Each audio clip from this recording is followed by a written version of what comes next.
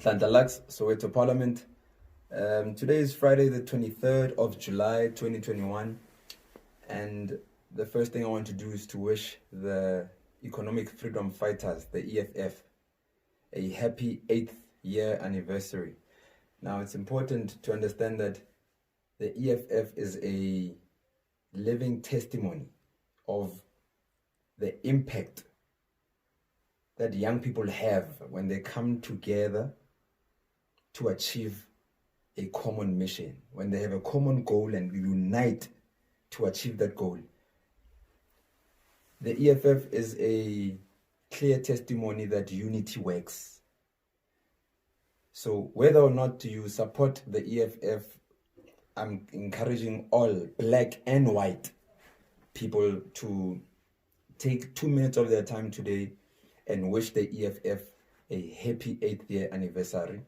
In this country, we need to show serious maturity and start appreciating things for what they are. And if congratulating the EFF and getting back to your side of things, whatever your side of things are or is won't break the bank, then I'm encouraging everyone to do it.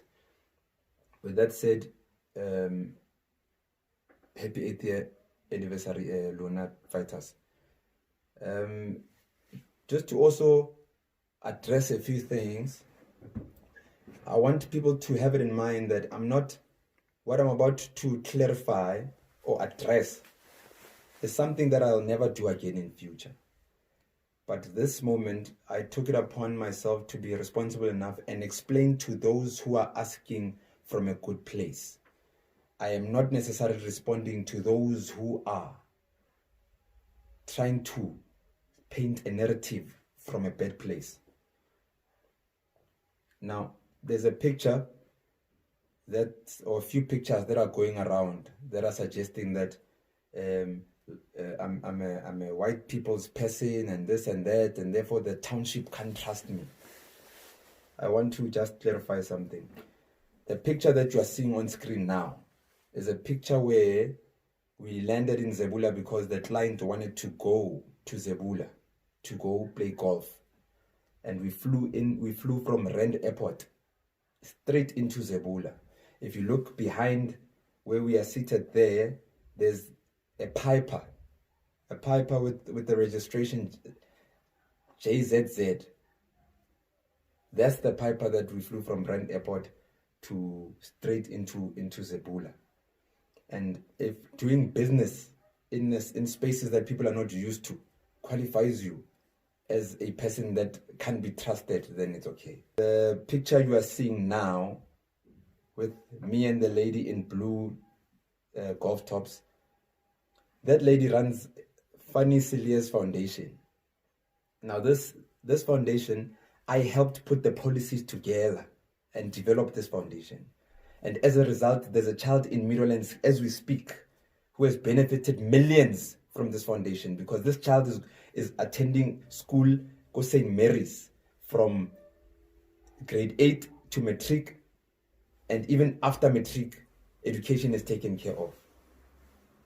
This picture that you are now seeing on screen with Ntate Kgalema Motlanthe, it was at Ntate Kgalema Motlanthe's foundation golf day where they were fundraising. Part of the fundraising was to help support black professional golfers so that Babel Chelet then have enough money to play on tour, supporting black professional golfers. Now the picture you're seeing now with me and Ntate Kgalema, the former president Kgalema Motlanthe, and Mama Kuku Motlanthe, is a picture where we're in Limpopo, where the foundation was launching a maths and science school in Limpopo, in a village in Limpopo. Now, the picture that you are now seeing with me and Tate Kgalema and Mama Kuku in a plane is when we're going to Limpopo, flying to Limpopo to launch this maths and science school. So if again, having a history where you are part of something that great, where kids now have a maths and science specialized school in Limpopo, is a crime or is enough for you not to be accepted as an activist in the township. The picture that you are seeing now with me and Gary Player is another picture that's going around that claims that I'm a white people's person and I can't be trusted with things to do with activism in the township. Now, this picture with Gary Player is a picture when Soweto Country Club, the only golf course in a township across the world, the proper 18-hole golf course that can host a professional tournament. There's no other black community across the world that has such a facility. And it's a Gary Player design. For those young ones who don't know who Gary Player is, Google Gary Player, the most successful golfer to come out of this continent called Africa. So when you partner with such people to make sure that there is resources and emancipation in the township around that particular industry, in this case sports, is a crime, then accept it. And the rumors that I am the president's son, the former president Kgalema Motlante's son, is of course a false rumor, because if you are in the township, you are on the ground, and if you didn't know, now you know today. My dad came a guesta. You know, these people that are taking these pictures and making them look like they are leaked when they are not. These pictures are living on my social media. These pictures are living on my Instagram. They are transparent. I posted them. They've been there. When they take these pictures and they leave the caption and they create a new narrative around the picture to deceive our people on the ground that we've been working with for the last 10 years to achieve so much success in Soweto, is what actually troubles me. Whether successfully or not is something else, but they're being infiltrated with this wrong narrative of who I really am, so that my voice doesn't grow stronger, so that the love that people have for me doesn't grow stronger, because who is he? I see it in the local groups in Soweto, the group that some MKVA groups, the group that Dudula, and I see that some of our people have been infiltrated so much that even in the groups that are designed to make a difference, Mokasi, they're trying to politicize our involvement in making a difference, Mokasi. The narrative that says that Mang Mang's replacement to come and address someone's son who wants to be a president. I can't be that, because I am not in politics and I don't have any ambition of being in politics.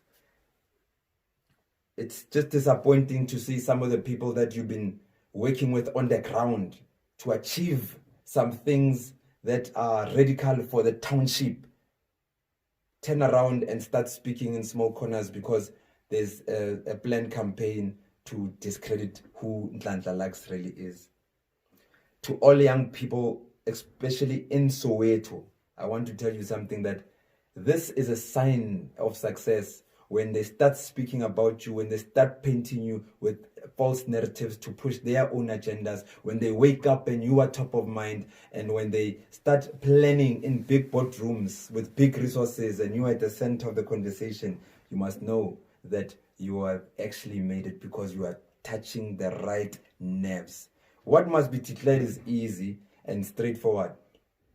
I am not a politician. So when these political small groups start politicizing who we are, what we stand for, they are wasting time, because at no point will we be able to address them politically, because we are not politicians. And who we are as who I am as a person and who we are as Soweto Parliament is something that will be presented outside of this particular platform or moment, because this moment was to encourage and ensure those hearts that beat for us as young people who are doing real change, who are advocating and also implementing real change on the ground. Those people are the people that we're taking this time to address these issues for. We are not addressing these issues for those who are pushing the narratives, because those people are also our people. Unfortunately, when you are in proper leadership and you are not leading under organizational leadership, and you are literally applying independent thinking in your leadership, you know that you have to lead everyone. You have to lead people that you like. You have to lead people you don't like. You have to lead people that are lying about you. You have to lead people that hate you. You need to lead people that love you. You need to lead everyone, because that's what true leadership is. You need to lead people who are in A political party or B political party or C political party, because as long as you find yourself in Soweto, you are in our jurisdiction of leadership, and we'll make it clear and make it sure that you do not get left behind, whether you've got a different opinion or different view of things. When we lead Soweto kaofela. So again, I want to emphasize, young people, we are getting there. We are doing the right thing. Our impact is felt.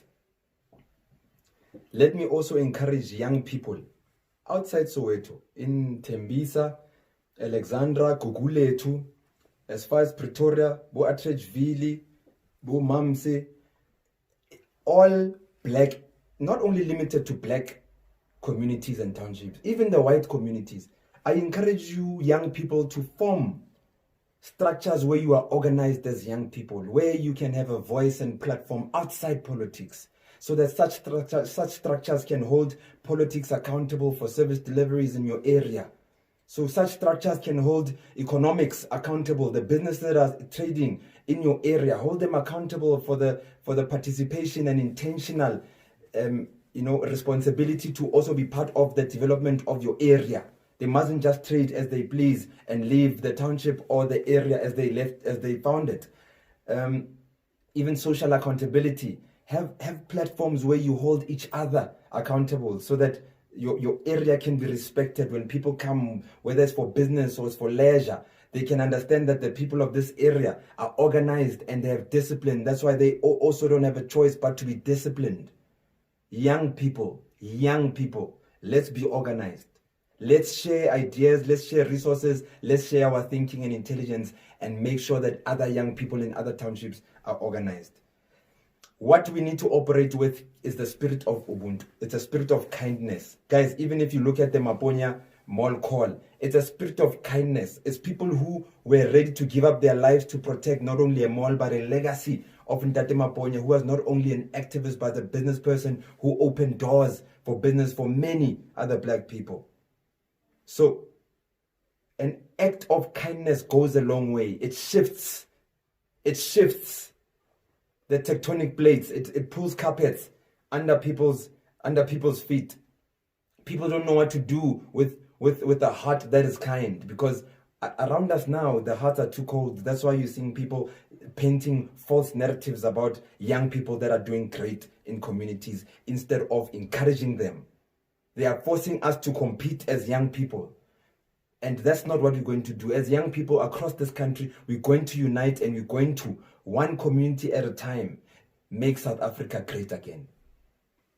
With that said, Nhlanhla Lux, Soweto Parliament. Thank you.